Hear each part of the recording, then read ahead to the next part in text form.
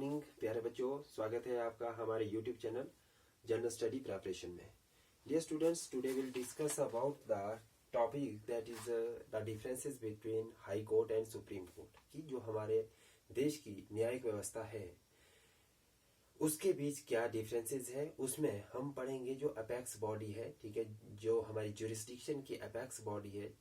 अगर हम स्टेट की बात करें तो high court is the apex body, और अगर हम सेंटर की बात करें या पूरे देश की बात करें, पूरे राष्ट्र की बात करें या पूरे भारत की बात करें, तो पूरे भारत के लिए एक ही सुप्रीम कोर्ट दिया गया है और उस सुप्रीम कोर्ट के पास सभी तरह की शक्तियां, सभी तरह की पावर एंड अथॉरिटी है, जिसके माध्यम से उसके द्वारा दिए गए डिसीजन या उसके द्वारा दिए गए, ठीक है, सुप्रीम कोर्ट के द्वारा कोई भी डिसीजन आता है वो सभी के ऊपर लागू होता है और बाध्य होता है। ठीक है, सुप्रीम कोर्ट के अलावा आप कहीं और पटिशन नहीं कर सकते। लास्ट एंड फाइनल जो आपका जुरिस्डिक्शन है that is the supreme court. तो आज हम बेसिक अंडरस्टैंडिंग बनाएंगे कि what is the supreme court and what is the high court. ठीक है, तो हम यहाँ पे देखेंगे कि जो हमारा सुप्रीम कोर्ट है, मैं किसकी बात कर रहा हूं, मैं सुप्रीम कोर्ट की बात कर रहा हूं, और दूसरा मैं हाई कोर्ट की बात कर रहा हूं, हाई कोर्ट। ठीक है, ये दो चीजों के ऊपर आज हम हमारी चर्चा रहेगी मुख्य रूप से। तो जो सुप्रीम कोर्ट है, सबसे पहले तो हमने इसको देखना कि हमारे इसमें कॉन्स्टिट्यूशन में इसका क्या प्रोविजन है, कॉन्स्टिट्यूशन में दिया है इसको या नहीं दिया गया। बिल्कुल इसको कॉन्स्टिट्यूशन के अंदर दिया गया है, मेंशन किया गया है। जो हमारा सुप्रीम कोर्ट है, अगर आप सुप्रीम कोर्ट की बात करें तो इसका हमें जो मेंशन मिलता है दैट इज अंडर आर्टिकल, ठीक है, अंडर आर्टिकल 124 टू 147, ठीक है, 124 से लेकर 147 के बीच जो हमारे अनुच्छेद है उसमें सुप्रीम कोर्ट की शक्तियां, उसकी जो जुरिस्डिक्शन है, उसकी सभी तरह की पावर एंड अथॉरिटी के बारे में इसमें मेंशन किया गया, डिटेल्ड एनालिसिस दिया गया है। और ये हमारा जो कॉन्स्टिट्यूशन है ये चैप्टर 4 कितने में, चैप्टर 4 पार्ट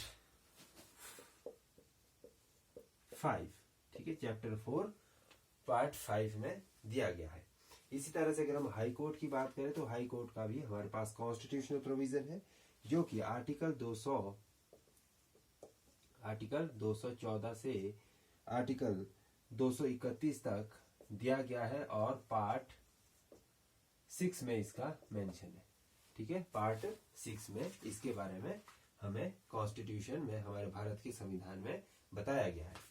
सबसे बड़ी बात है कि जो सुप्रीम कोर्ट है ये apex court of the country है।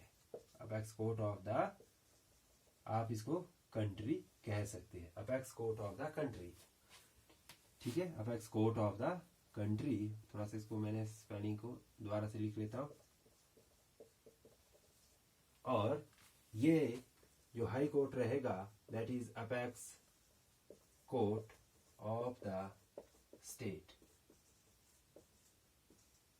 ठीक है, राज्यों का सबसे हाईएस्ट अगर ज्यूरिस्डिक्शन की बात करेंगे तो हाई कोर्ट है। ठीक है, और अगर हम देश के सर्वोच्च न्याय व्यवस्था की बात करें तो हमारे पास सुप्रीम कोर्ट है। ठीक है, इसके बाद इसमें जो महत्वपूर्ण चीज है कि अगर इसकी हायरार्की देखें तो it is second in its hierarchy. ठीक है, दूसरे नंबर पर।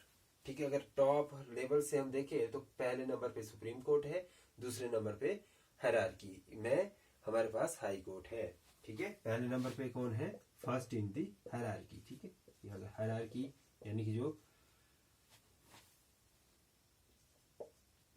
ठीक है, हायरार्की की बात कर रहा हूं मैं यहाँ पे, जो हमारा एक क्रमबद्ध श्रृंखला होती है। ठीक है, कि भाई पहले ऑर्डर, ठीक है, ऑर्डर में first, second, third, fourth, fifth. ठीक है, तो उस बात के बारे में इसमें बात की गई है। तो that is the second in the hierarchy, it is first in the hierarchy. ठीक है, देश का सर्वप्रथम या first court is supreme court, second is high court. इसके बारे में हम इसमें बातचीत कर रहे हैं। उसके बाद अगर आप देखेंगे तो जो हाई कोर्ट है हमारा, ठीक है, तो इसमें क्या आप रिव्यू कर सकते हैं। ठीक है, जो हाई कोर्ट के द्वारा डिसीजन दिए जाएंगे, जितने भी डिसीजन हाई कोर्ट के द्वारा दिए जाएंगे उसके लिए आप रिव्यू के लिए जा सकते हैं, उसके रिट पिटीशन कर सकते हैं आप। ठीक है, क्या कर सकते हैं? Writ petition. क्लियर? इसके लिए आप रिट पिटीशन कर सकते हैं।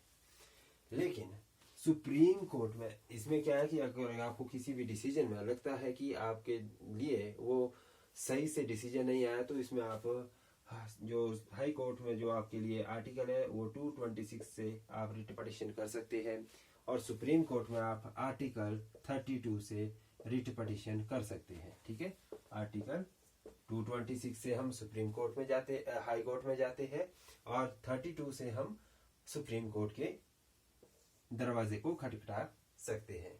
अगर हमारे मौलिक अधिकार यानी कि फंडामेंटल राइट का किसी भी तरह से उल्लंघन होता हुआ आपको नजर आता है, तो आप इस तरह से हाई कोर्ट या सुप्रीम कोर्ट को अप्रोच कर सकते हैं। साथ ही साथ यहाँ पे मैंने रिव्यू की बात की कि भाई जो सुप्रीम कोर्ट डिसीजन देगा वो फाइनल नहीं होगी और बाइंडिंग नहीं होगी आपके ऊपर। क्यों? क्योंकि आप उसको सुप्रीम कोर्ट के द्वारा चैलेंज कर सकते हैं।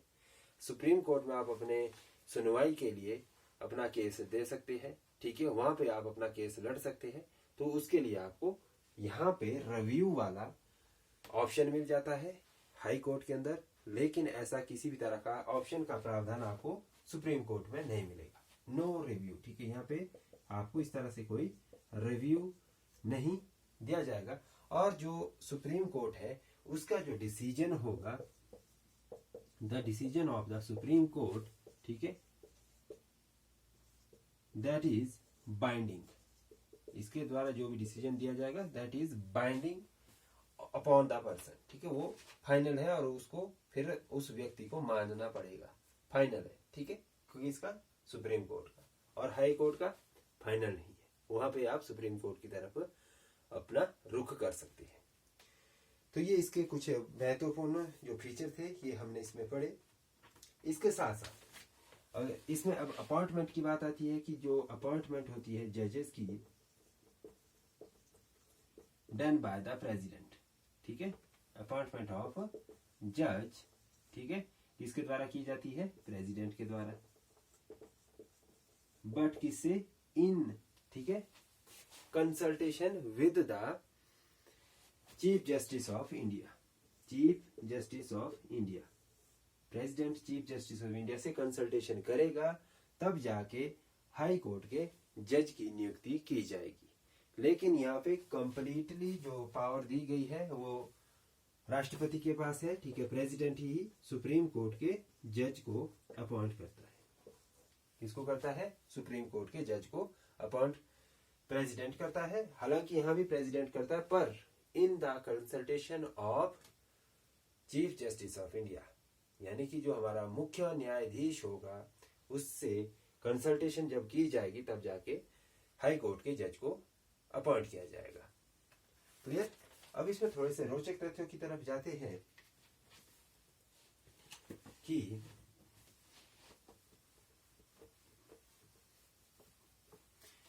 जो सुप्रीम कोर्ट है और हाई कोर्ट है इसके बीच और थोड़े से एक दो मुद्दे के ऊपर बात करते हैं कि जो हमारा एज ऑफ रिटायरमेंट है, ठीक है, सुप्रीम कोर्ट, हाई कोर्ट, ठीक है, एज ऑफ रिटायरमेंट, ठीक है, जो इसकी रिटायरमेंट होगी जजेस की, सुप्रीम कोर्ट की जो जज है वो 65 ईयर में रिटायर होगी, और हाई कोर्ट के जजेस की जो रिटायरमेंट एज है दैट इज 62, 62 साल। हाई कोर्ट के जज 62 साल में रिटायर हो जाते हैं और सुप्रीम कोर्ट के जज 65 साल में रिटायर होंगे। ठीक है, अभी तक अगर हम एट प्रेजेंट की बात करें तो पूरे देश भर में 25 हाई कोर्ट है। कितने हैं? पूरे देश के अंदर हमारे पास 25 हाई कोर्ट है, और दिल्ली एकमात्र ऐसा यूनियन टेरिटरी है, ठीक है, दिल्ली एकमात्र एक हमारा ऐसा यूनियन टेरिटरी है जिसका अपना हाई कोर्ट है। बाकी किसी भी यूनियन टेरिटरी का हाई कोर्ट नहीं है, दिल्ली के अंदर हाई कोर्ट है। यहां तक क्लियर है? और साथ ही साथ जो फर्स्ट हाई कोर्ट, ठीक है, जो फर्स्ट हाई कोर्ट है एस्टेब्लिश्ड इन कैलकाटा,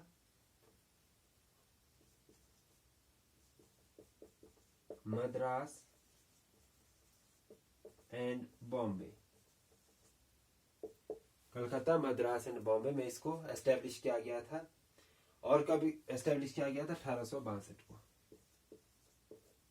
ठीक है, 1862 को हाई कोर्ट का गठन कर दिया गया था देश में जुरिस्डिक्शन को सही से चलाने के लिए। तो ये इसके कुछ एक महत्वपूर्ण तथ्य थे। बाकी इसके अलावा हम ये भी देखते हैं कि जो हमारे हाई कोर्ट और सुप्रीम कोर्ट है उसमें एक चीज और है कि जो हमारा यूनियन टेरिटरी है कॉमन, ठीक है, कॉमन एक ही ऐसा हाई कोर्ट है जो कॉमन बनाया गया है, ठीक है, दैट इज कि भाई 2 स्टेट्स के लिए एक ही हाई कोर्ट का होना, ठीक है, 2 स्टेट्स के लिए, जैसे कि पंजाब और हरियाणा के लिए चंडीगढ़ में हाई कोर्ट का निर्माण किया गया है। तो ये पंजाब और हरियाणा 2 स्टेट्स का एक ही हाई कोर्ट है और इसको भी अमेंडमेंट करके, ठीक है, 1956 में इसका अमेंडमेंट किया गया था, कानून में संशोधन किया गया था, तब जाके ये कानून का निर्माण किया गया कि आप 2 राज्यों के लिए एक संयुक्त हाई कोर्ट या उच्च न्यायालयों की व्यवस्था कर सकते हैं। तो दोस्तों आज की वीडियो कैसी लगी आपको, आप इस वीडियो में कमेंट करके बताएं और अगर आप ऐसे ही रोचक तथ्य जानने की इच्छुक है और चाहते हैं कि हम आपके लिए इसी तरह की लगातार वीडियो लाते रहें और कोई अन्य टॉपिक के ऊपर आप चाहते हैं, विशेष टॉपिक के ऊपर चाहते हैं, तो हमें आप जरूर कमेंट करें। We welcome your